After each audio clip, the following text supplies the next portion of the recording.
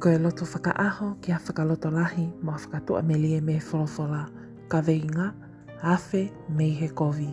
Potu wholofola sa me tau wha vesta wha, awhi mei he kovi o whai lelei, kumi ki he melino o tuli ki ai. Emeni. Ki tau loto.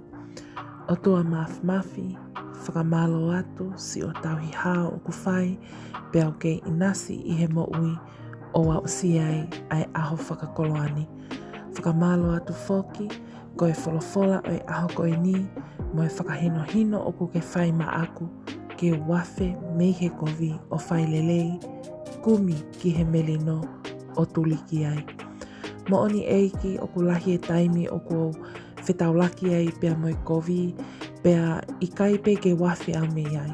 Koutou e hanganaki atu au hono whai, pea o maali e i ai, pea o whakalata i ai, kau kou whawhetai i he aho koe ni, ho o whakahino mo e ako naki ko ke whai ma aku, ke wafe mei he kovi.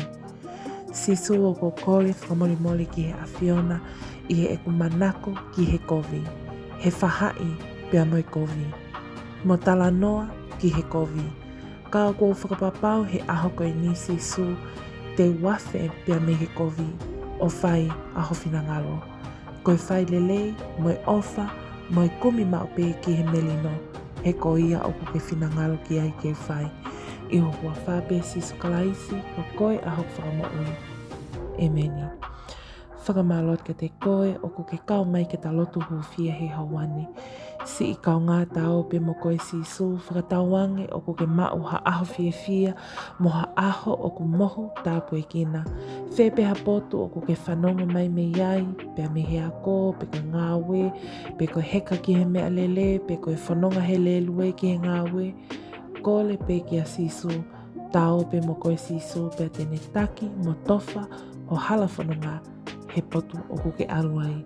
Whawhetai maupe koe wholofola pea mo e whakaloto lahi o ku whai, maupe he wholofola maa ki tau tau whakaaho, pea mo e uki o ku whai he ahoni, awhe mei he kovi. Hange koe lotu ne tau whanongoa, taimeni ihi o ku tau whetaulaki pea mo e kovi, and instead of moving away from it, pe hola mei he kovi, o ku toi nofu atu au, ke tafunaki mo fie ilo atu ki he kovi, o ku whai pe mo tala noa I.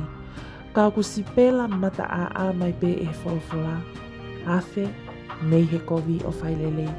Pea koe whakaloto lahi eni maa ki tau tō, ke tau mata aange, pea ke tau whakaehi, pea me he kovi koto ape.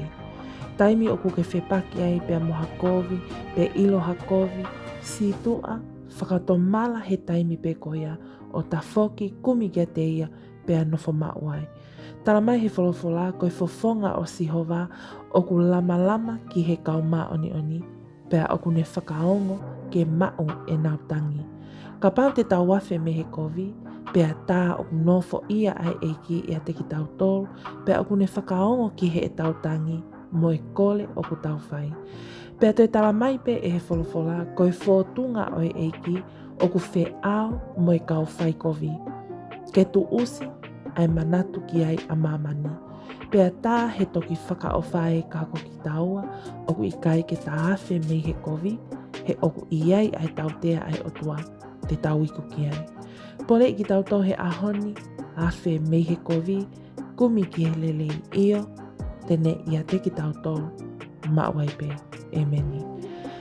Thank you to you all who have joined and subscribed to this channel. If you're new here, welcome. Don't forget to subscribe. That way you're kept up to date on daily prayers of hope and encouragement from the Bible. Also check out the description box below for all links to our social media platforms as we provide daily devotions and ministry for the youth and young couples.